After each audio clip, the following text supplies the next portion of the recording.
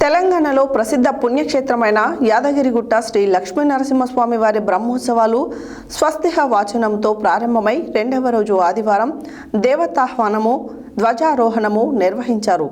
బ్రహ్మోత్సవాలలో అతి ప్రధానమైన ఘట్టం ధ్వజారోహణము. ధ్వజస్తంభం అధిపతి అయిన గరుత్మంతుని తెల్లని వస్త్రంపై పసుపు, కుంకుమ, గంధంతో గరుత్మంతుని చిత్రపటాన్ని వేసి అందులోని వేదమంత్రాలతో, మూర్తి మంత్రాలతో ఆవాహనం చేశారు. తెలంగాణలో ప్రసిద్ధ పుణ్యక్షేత్రమైన యాదగిరిగుట్ట శ్రీ లక్ష్మీనరసింహస్వామి వారి బ్రహ్మోత్సవాలు స్వస్తిహ వాచనముతో ప్రారంభమై రెండవ రోజు ఆదివారం దేవతాహ్వానము, ధ్వజారోహణము నిర్వహించారు. బ్రహ్మోత్సవాలలో అతి ప్రధానమైన ఘట్టం ధ్వజారోహణము.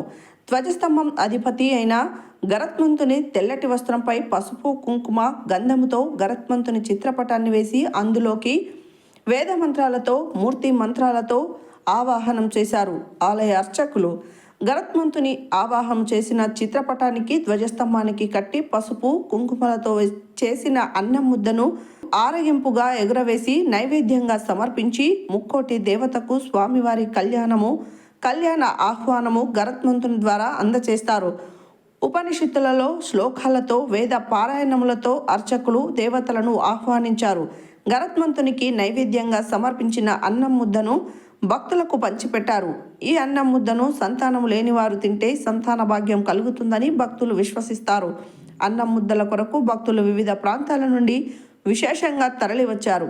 అనంతరం శ్రీ లక్ష్మీ నరసింహస్వామి వారిని ప్రత్యేక అలంకరణలో స్వామివారు భక్తులకు దర్శనమిచ్చారు. మాడవీధుల్లో స్వామివారి అలంకార సేవ ఊరేగించారు.